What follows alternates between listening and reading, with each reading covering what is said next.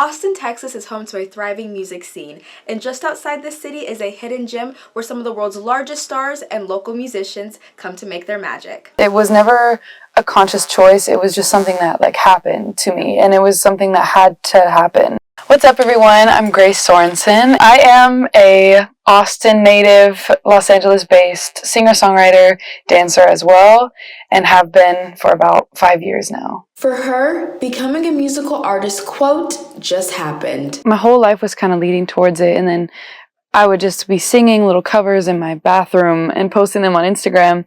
And then I loved English class, so I would be writing poetry all the time. And then one day I just kind of fused the two, and then I ended up creating music. It just happened to me. I really didn't even think about it. I think at that point, probably sophomore in high school, was when I was really very much okay, yeah, this is definitely where I want to go with my life. Born and raised in the live music capital of the world, Sorensen is grateful for the unique musical experience being an Austin native has given her. When I come back for events and things, people are really respecting Austin for the way that it is just a music hub. I didn't even realize the gift entirely that it is to have grown up in Round Rock and then moving to Austin.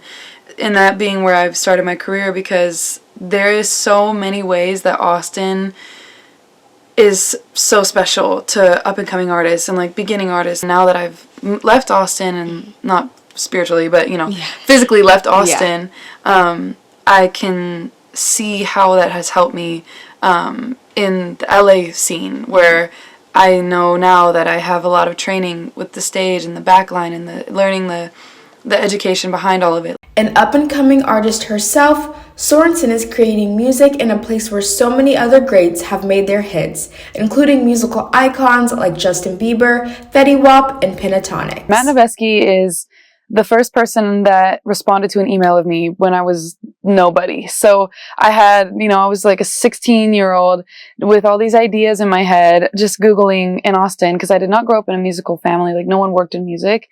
So I had to just from the ground up, just figure it out myself. He ended up being oh yeah, it actually come in and we can try to work something out, build out a track. And he just took a leap of faith on me. And ever since then, I have been so incredibly grateful for him in the studio for giving me the space and time to grow as an artist. The artist has had a busy start to the new year. Just weeks before performing 6 shows as an official artist for South by Southwest, she released her debut album titled Blueprint in late February. A lot of people were oh, you shouldn't do that. Oh, you're too early on to put out an album, and people aren't going to listen all the way through. And so I had a lot of opinions coming in and out, and the one thing that just couldn't be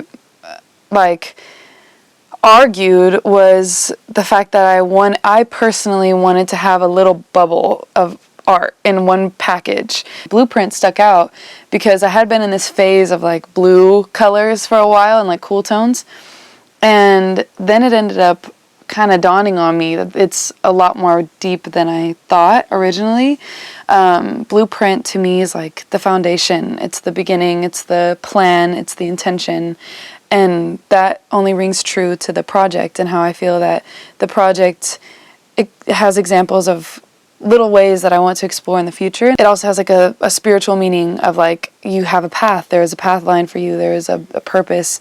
So I think that it all kind of ended up being the perfect title without me really thinking too hard on it. There's some little hidden themes throughout the project. One is cars is a huge deal. Almost all of my visuals have a car in it, and that's because my dad was obsessed with cars, and that I inherited. And then I also write a lot in the car, so I'm very inspired in the car when I'm listening to music in the car. Every single mix that I have is listened to and approved in the car. I won't approve a mix until I'm home in my car, particularly my Ford Focus 2009.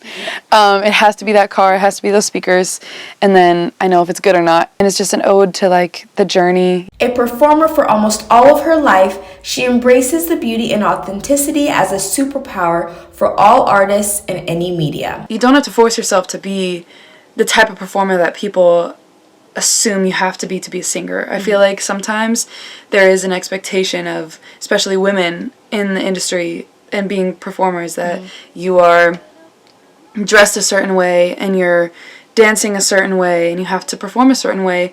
And to me that was damaging, because I would look at these women that I looked up to so much, and I was like, I love this so much, but that's not me. And is it acceptable for me to be on a stage just like that and still be myself? Yep. So I think like it is 100% possible, and I'm so glad to see so many artists right now that are coming up, that are up and coming, that are my age, and that are coming out now that are just so unapologetically themselves and are changing the game just by their existence and being authentically them and not trying to be Beyonce or Rihanna. Like, there's a way to harness those artists and know and be inspired by that, but also like you are so yourself, and that's the best part. Like that's the best part. From Austin, I'm Nia Harmon, WEBN Boston. I find myself holding my breath, and if I say I don't, it's a lie. Truth is I miss your silhouette, slipping your body under mine. Oh. Never needed you to save me. Yeah, anyone like you is complimentary.